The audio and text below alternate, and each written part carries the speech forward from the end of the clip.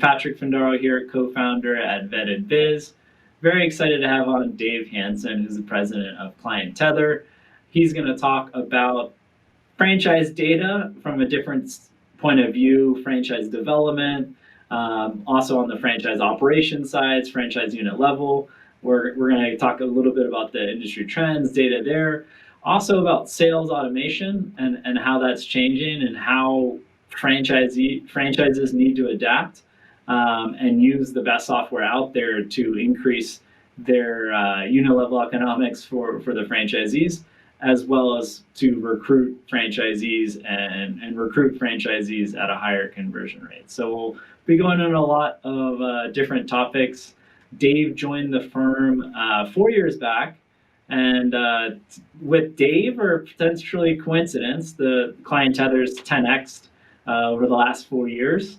The company was founded 8 years ago, but that's enough me talking about Dave and ClientTether. And why don't Dave, you tell us a little bit about yourself and what drew you to ClientTether? Well, thanks for having me on, Patrick. I appreciate the intro.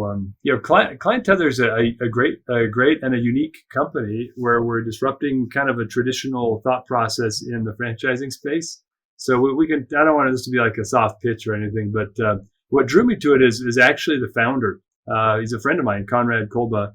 He founded, 5-Star Painting, 5-Star Franchising back in the day, and exited prior to the Dwyer acquisition. But really bright mind, fantastic operator, great vision of how things can be done to streamline processes. And he exited that organization and group that he had founded, and then founded his own franchise system and ClientTether at the time, about 8 years ago. So when he and I, the short version of the story is we're at a Boy Scout camp, and our two oldest boys are the same age.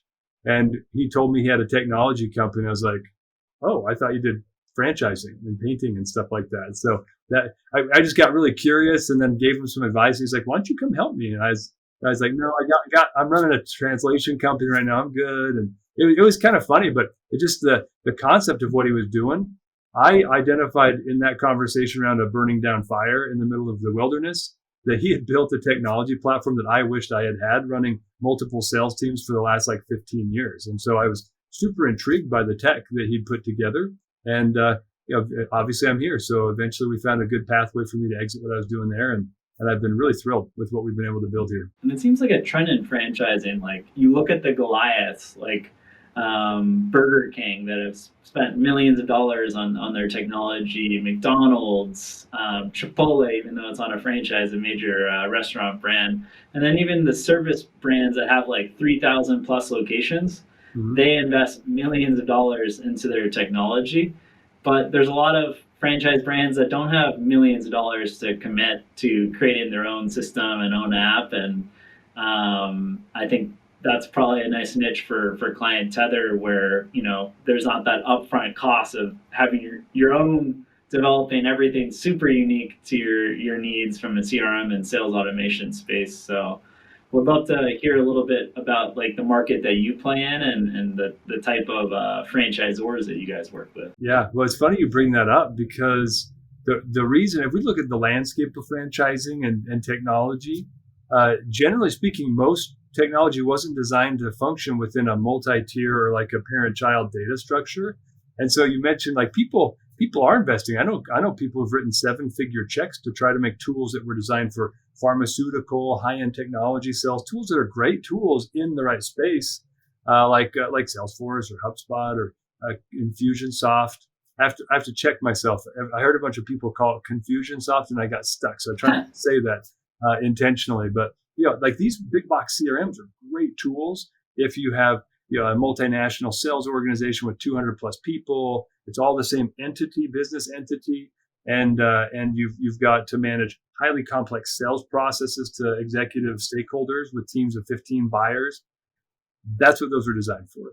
I know I've been in those industries. I've used them. I've been an admin of several of those tools for over a decade. But when you come into franchising, it's got enterprise level complexity, but every unit has to be represented by a separate instance. And so they're not designed to support it. And so you find people writing 7-figure checks to essentially recode, unraveled and redesign tools like Salesforce. And not because they're bad tools, but it's like trying to use a sledgehammer to do finishing nailing work. It's just not the right tool for the job. Yeah, I imagine also like there's privacy concerns and like what the franchisee has access to, what the franchisor has access to, what the end customer, if anything rolls out to them, that is pretty unique in that franchisee franchisor relationship. 100%. That's why they spend so much trying to redesign them. But if you have a tool, and this is, promise I won't be pitching a lot, but like ClientTether was designed by a franchisor who knew that problem and solved it. And so out of the box, we can do, the data architecture, data segregation, like all the reporting and stuff that they're spending millions of dollars to build with big enterprises. And they're spending 12 to 18 months to build it out. And for us, it's like, well, that was 12 to 18 minutes to roll it out. It's just that we designed it for it. And so that's one reason why I think, you see the rapid growth. We're quickly climbing the franchise, rankings on Entrepreneur Magazine, passing up guys like Brand Connect and Salesforce, because people are recognizing, oh, somebody built it. I don't have to go and invest in trying to recreate it myself. And it's niche. I mean, you can't be amazing at everything. So you guys chose your niche and you're conquering it. So that's awesome. And I mean, how I see you solve issues for the franchise development folks as well as, franchise operations, helping improve the unit level economics of franchisees. Maybe we could talk a little bit about just franchise development. How has that changed over the last 4 years? Like what changes are you seeing with working alongside all your clients? Yeah, great question. It's funny because it's changed a lot. And there are a lot of old stigmas that I see people still clinging to in the franchise sales space, whether it's a consultant group or an FSO or it's a franchisor. One, lead volumes, they go up pretty fast. And quality, I'd say, generally has declined a little bit as volume's gone up, which tends to be kind of the economics of it. But it's put a lot of people in a position where either they need to hire more bodies to try to engage these leads in a more meaningful way, or they've got to find other ways to be creative and engage them rapidly. I see data pouring into the industry that's super, like, I read it and I'm like, how is anyone buying this? But they say things like, well, you got to reach out to your leads within 4 hours. And I say, that's what people used to teach in 1985.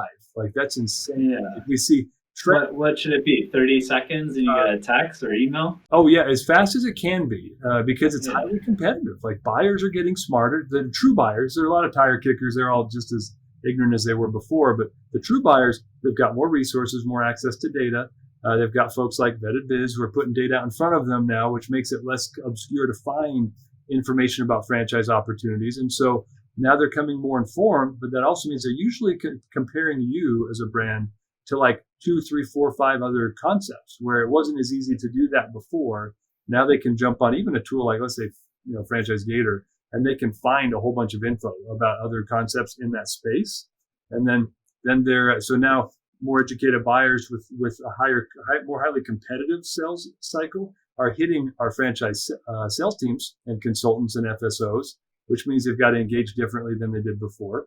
And also media, like the channels through which they communicate. 5 years ago, email and phone call was what you would do. Now text messaging is king. Like, you have to be able to engage people through that platform, that channel of comms, or else the speed to which you'll communicate or with which you'll communicate and the engagement rates just they're dropping in those other channels. And like, what's a success? Say you get 100 leads and it's a combination of paying it through franchise portals, through your own website, through all different channels. For every 100 leads, can you expect to close one, or do you need 200 leads to close one signed franchisee? Like, what's a good metric? This is one of the pieces of data that when I first came to this industry, and we had franchise consultants and franchise developers coming to us because we were working primarily focusing on the unit level operations with our platform.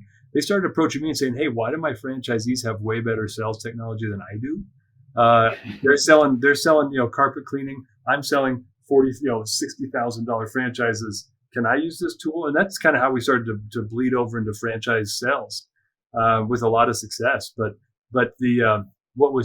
what I found astounding is that the conversion rate, like for a closed deal, was like 1%. Or they're like, "Hey, it could be 0.5%. That's cool." And I've never worked in an industry across many industries where that was normal or okay. But I'll answer your question now. Like, what you see in industry trends, I have some clients that hover around that, but most of them are notably higher, 50% higher than that. I do have one client we did a case study with where they rehashed old dead leads. And I'm going to put that in air quotes because that's common, right? People say, well, we spent the money on the lead, they didn't respond, so they're dead. So it's a big decision, signing a contract for 10 years. Right. Most of them don't even get to that point, right? These are just people that maybe never responded to their emails because they just put them in some generic drip campaign or something. But this client of ours was fairly new to our platform, and she said, I want to take a bunch of these old dead leads and I want to drop them in a rehash campaign with texting, with calling, with emailing. She had a massive conversion rate. Like it was 3x the industry average. So about almost 3% conversion of dead leads using a proper rehash strategy versus what everyone's getting, on these national averages you're seeing from other folks reporting success rates. So 3% conversion. That means. So you send 100, you put 100 people in the sales automation, you get 10 meetings, and then 3 people are signed candidates. Mm-hmm. Okay, so that's great. That's killer data. But it's about synergies, right? Automation is great. Everyone's been automating emails since I was selling stuff, since the early 2000s. But email automation stopped being effective around a year after it started because then everyone's inboxes got flooded. But there's synergy. Email's not a waste. It's just you need to synergize it with a phone call, with a text message. You send someone an email and you send them a text afterward, open rates go through the roof. You text somebody first and then you call them within 2 minutes, answer rates go up 40% on a phone call. And so the sales automation process, it's more about how do you create synergy across the different channels so that I can maximize my human capacity into outcomes that create revenue and success for the organization. That's what we find people are missing a lot of times. And as they're evaluating how do I automate stuff is making sure you're using all the right channels and you're crossing them enough so that they can synergize with each other. What channel has the highest conversion rate? Is it like a particular channel that leads that come from this, like across different franchise brands, just convert at a super high rate? So direct leads, the leads that are coming to your website where someone fills out a form, if they're not converting higher than everything else, then you're doing something wrong. Or you need to put a captcha on that form and get rid of the junk leads. That should be your best converting leads. Well, referrals should be the best. And I'll tell you this, most franchise brands are not hitting up their new franchisees for referrals. That's like your hottest referral source. It's fresh. They're happy. They should be telling all their friends. Maybe they're not. Yeah. So that's by far the best. And then usually the direct leads that come to your website and fill out your form because they've already done research. They've already read your content. They've said, yep, feels like a fit. Beyond that, there tends to be a little bit of variability across all of them. I mean, portal leads, people go there a lot. I find LinkedIn source leads tend to perform a little better. You tend to find more informed buyers. They tend to be a little more professional. Facebook leads can be good. Portal leads can be good. The pre-screened portal leads I tend to perform better, but you pay more. So, without naming folks, there are a couple of groups that do that pretty well, I would say. But again, I'll hear 3 people praise them and 1 person curse them. And to be frank, most of the time, the people cursing a lead source are the ones that aren't following up effectively. So they'll never know if it was good or bad. Following up effectively, or maybe their product's just not as good and not as compelling for that buyer, no? Yeah, or it's a mismatch, right? Because a lot of folks coming through the portals, they have lower cash thresholds to invest. They're not quite as liquid and as ready to invest in like a restaurant concept, but they're attracted to the restaurant concept. Like, I don't own a restaurant. I've got $45,000 to invest. And you're like, do you want like a Wiener Schnitzel in a truck? Like what? You can't build out and you can't license. No way.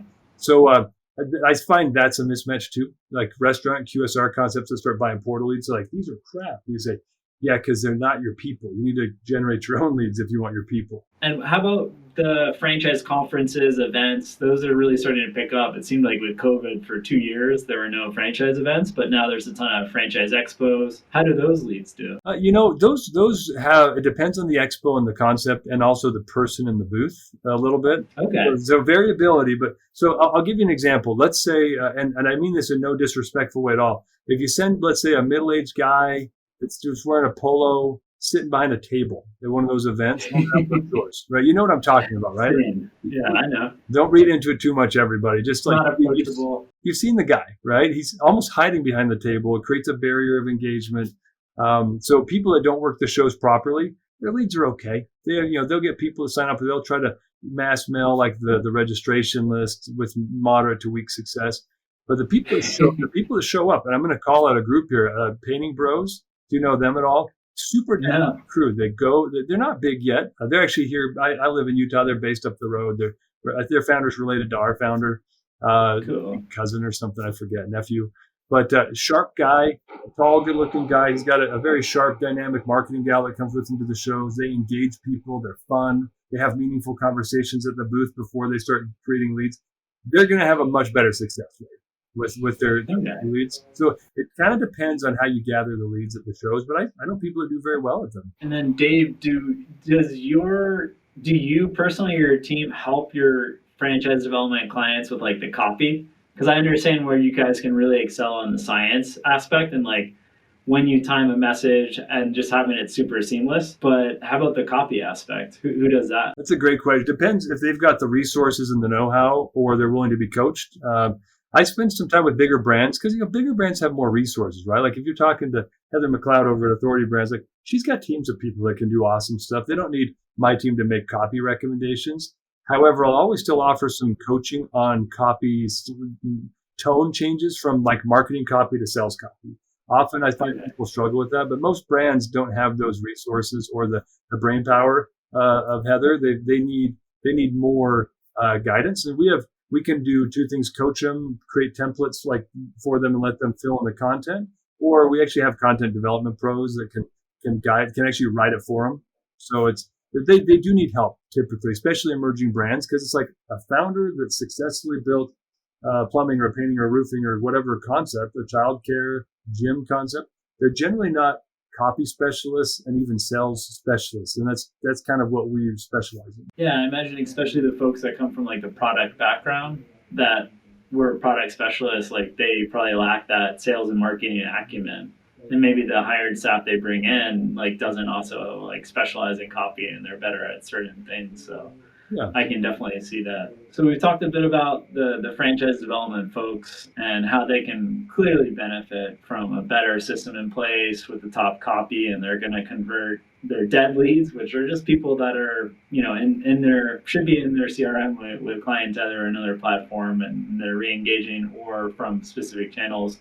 How about more helping the franchise operation folks and getting their unit level economics up for the franchisees, which I believe that's how ClientTether really got their start. Yeah, that's kind of our core, right, of where we started.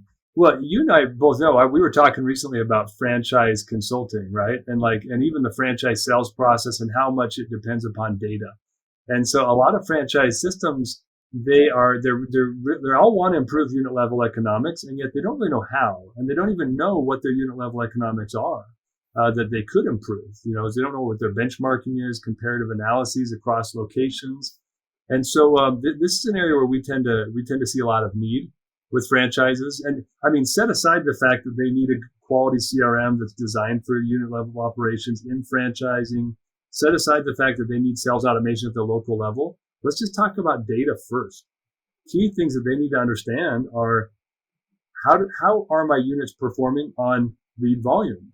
A lot of franchisors, if you ask them, what lead sources are your franchisees getting lead volume from, they wouldn't have any idea. They would just know, well, these are the ones that we sent to them from our corporate marketing partners that manage the corporate websites.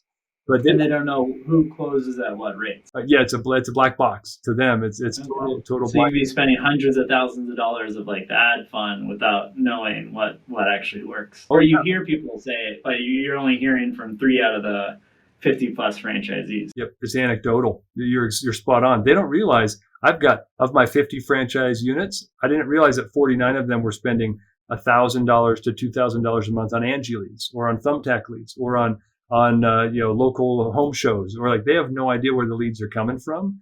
And they also, even the leads that they send through that come through SEO and PPC that they try to centralize to manage the scale of costs and keep it consistent, they have no idea what happens to those leads. And so this happens fairly frequently. We'll roll something out, and then I'll have a franchisor that says, "Hey Dave, something's wrong in Montgomery, Alabama." And I'll say, "What do you mean?" I don't think it's working. So we'll look at it. They will go in the system, and for the first time in their lives, I will show them why Montgomery, Alabama is struggling with lead conversion. And it'll be because they didn't follow up with the leads. They're not responding to the text messages that are coming back into them from our automation, or they're not making their follow-up calls. They're canceling all their phone calls, right? So the data that the franchisors really need to drive and support local behaviors and training and find top performers. Let's say, Montgomery, Alabama is the worst at lead schedule rates, but they're the best at closing. Franchisors don't generally know that information, so they can't even harness the true power of a franchise, right? The power of the franchise is like-minded, same business model, different markets, so there's no competition. Let's now harness the collective genius of the group. And I can show you one dashboard where you could see the best and worst performers across categories, and then say, I want Bob to train in the next power-up call about how to set an appointment. Because I have guys that are scheduling all of their leads collectively, 90+% of all of their digital leads. That's nuts. That's, sometimes 8x above industry average. But you want to find that person, that guy or gal, and you want to harness whatever process they're following and then make that the standard and continually evolve the system and make everyone better and better. There's a lot there. I mean, how do you distinguish between marketing and sales? Because I'm for our organization at Vetted Biz, I'm responsible for that and strategy. How do you break it down? Where do you have a definition of where it becomes more sales and when the marketing's their job's done? Yeah, and part of that, I think the question on your end is probably coming from the fact that there's a lot of marketing automation tools that want to drip leads and then create or marketing qualified leads to hand to sales. Yeah. Ours, I would say, generally speaking, when someone's filled out a form, you've got a lead that's come in, they've kind of pre-selected themselves and said, hey, I want to know more. Generally speaking, I'd say skip the MQL step and let the system follow up and engage with the sales copy, the sales process. We tend to have better engagement rates because there's more immediacy. Often what happens with marketing automation, because it's all just email, or maybe they're trying to retarget and things, is someone says, hey, I want to know more. And then they get some generic emails that are clearly not from a human. They're from a marketing tool. They're all HTMLified. So they're beautiful emails. You can hang on your wall and get an award from the AMMA. But guess what? It doesn't engage a user. It's impersonal. And so marketing sometimes will cool down the lead for a week or two until someone's like, yeah, I'm still interested. And then they'll turn it into an MQL and pass it off. Not the way people want to engage anymore, man. That's very, very 1990s focused. I tend to find people that are doing that are still caught up. They're usually about 45 to 60. So they kind of grew up in that era and they're stuck in that mindset. But someone nowadays, they're impatient. They're expecting immediacy. They're also between the ages. A lot of the people getting services now are buying franchises are between the ages of 40 and 28. They're younger than they used to be. So they're if they send you a message like, hey, I want to know more about this, they're waiting for the answer, because they're used to everything coming so fast. So cooling them off like that is a surefire way to make sure you're operating below or at industry average of 1% conversion rate. And how about marketing agencies? I could see if someone doesn't have their ego in check, you stepping on their toes and being upset. But then if I was running a marketing agency, I would be like, this is awesome. This is going to help my other clients because they come to me with sales asks. And it's great that we can focus more on the copy or certain things like ads, choosing the ads and the marketing campaigns. So how's that interaction? Do you work with marketing agencies? Tons, yeah. Some of our best partners are marketing agencies. We work with guys like MJ at Topfire, Graham at 919, Rocket Barn, Scorpion. They love working with us. And here's the paradox of marketing agencies. An emerging brand, let's say, they say, hey, I need to work with you, fill in the blank, any of the folks I just mentioned, marketing agencies that are awesome. Can you help me with my friend of marketing? They say, of course, here's our tool set. We've done it for these 400 people already. Here's our track record. Let's go. So they plug them into the engine. So week 1, they get 10 leads. Week 2, they get 15 leads. Week 3, they get 20 leads. Well, after week 3, they have so many leads and so many follow-ups they're trying to do. They cannot keep on top of all the leads. And so, but then the leads keep coming in at a higher and higher rate. And eventually, because they're not following up effectively with the leads, the owners or the people, rather than say, well, what are we doing wrong? How come these aren't converting? They say, the lead quality must be bad because I'm not converting as many as I thought. Total misunderstanding of the process. And so they love us because they can plug their automation, this lead flow, into a system that will automatically follow. And then the conversion rates they maintain high conversion rates even as they scale the volume. And so they retain customers better. Customers have better ROI on their marketing spend, so they spend more. So we tend to be a really good 1-2 combo with marketing partners because they need someone to help make sure the leads convert and they get ROI. And that's part of Yeah, they could lose their client. They're delivering their end of the deal, their end of the bargain, and if the client's not closing deals and they don't have the sales process, then it's kind of a waste for everyone. Yeah, you're right. I had one specialty marketing partner that does home service marketing on Facebook and generate leads. They generate 50 to 100 leads a month per client, and they rolled our platform out as a blend of theirs, kind of a white label solution to every one of their clients, and they cut their client churn rate in half the next month. Oh, wow. Yeah, so it feels like a flex and a brag, but just to show like it doesn't have to be us. Like if you can find someone that can do it, we do great, but you have to have a process to support the marketing, or else these poor franchise owners and they're trying to do FranDev or the local unit level, it's not scalable and they can't consistently deliver the right methodology to follow up with the lead, which means their conversion rates are going to struggle. They'll do this and usually kind of on a downward trend as the volumes go up. Do you see any other functional heads that you can serve, like a COO or the president of the brand that's more on the operations, and then you have the head of franchise development generally? Mm-hmm. And I can see how you really serve them well in their capacities. Are there other folks that you're currently serving or that you plan to roll out, like with your product roadmap in the coming months or years that you might be tapping into? There's a lot. We have a lot of folks that are starting to use us for franchise operations. I mean, to be clear, we're not doing build outs and territory checks and some of the cool stuff, but most people are managing those things in other platforms anyway because they want a specialty tool. They're trying to build micro architecture back into their flow. 15, 20 years ago, everyone was like, let's build all-in-one tools, kind of the one ring to rule them all, to make a Tolkien reference, right?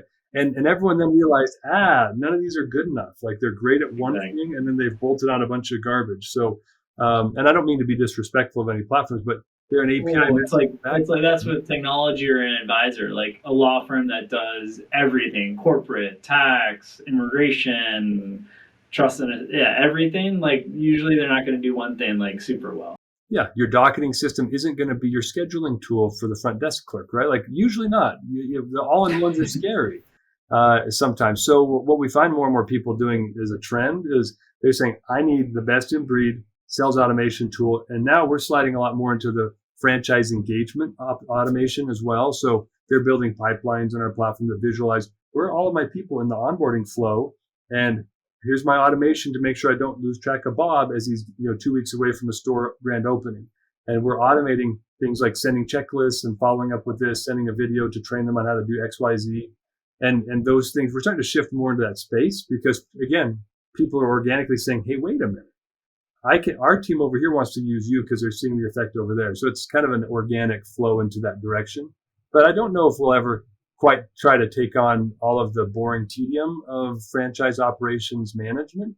But a lot of the engagement side, the franchisee engagement, that's definitely an area we're moving. Very cool. Yeah, I'm sure that's going to pretty manual process right now, or with technology platforms that aren't meant to do what they're trying to do. So I can definitely see that need. Are there any closing thoughts for a franchisor that maybe they're looking at a few different sales automation providers, or why they shouldn't just rely on like a big company like HubSpot to just do everything for them? A couple of thoughts is fine. You've got to find the partners that know your space, and that's true of any technology.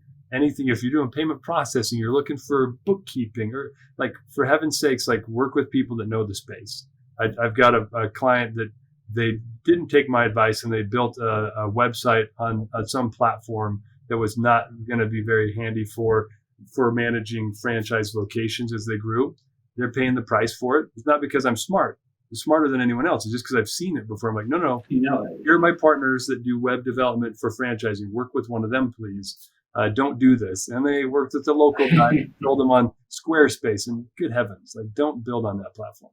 if you're in franchising. So I would just say find people that specialize in what you do, that can add ancillary value, that are experts in what you need to focus on. And I would also say, look toward more of a microarchitecture structure, like what is the function I'm trying to solve? And then find the tool that's right for that function that also plays nice with other tech. We've spent a lot of time and money to make sure we play well, because we don't want to be everything to everyone. I don't care to. We'd rather be the best at what we do. And so we try to make sure that our platform can receive data, can push data out, good APIs that are open, and also webhooks. Those are things that I would advise people to look at across any technology decision in franchising, is make sure you're finding the one that's best for you, that has experience in franchising, and that plays nice with others, because nobody can do it all well. Yeah, well said, Dave. Well, this has been a blast. It was good to be on your podcast where it was a different topic, and then this one was awesome. I learned a ton that I can apply to my business. I know you guys focus on like where it's the multi-unit structure, parent and child relationship, but a lot of the things that you shared today is relevant for any business owner as they manage their business and marketing and sales process. So Dave, it was awesome to have you on and really appreciate it. Yeah, thanks a lot, Patrick. I appreciate the chance to be on.